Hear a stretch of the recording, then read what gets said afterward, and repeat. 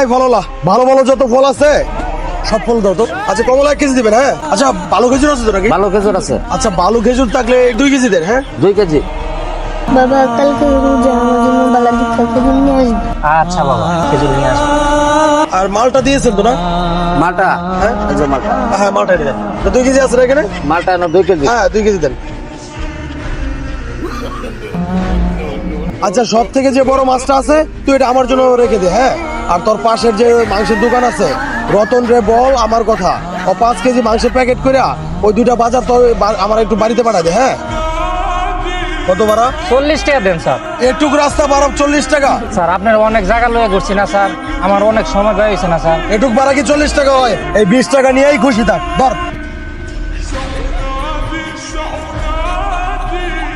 Sir কে আপনি? আমি তো চিনতে পারলাম। আসলে আপনি আমাকে চিনবেন না।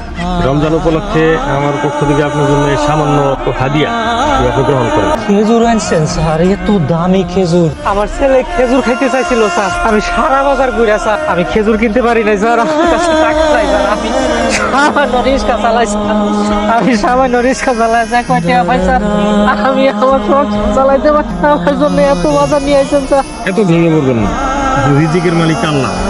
আল্লাহ আমাকে সামর্থ্য দিয়েছে, আমার সামর্থ্য অনুযায়ী আপনার জন্য এই সামান্য হাদিয়াটুকু নিয়ে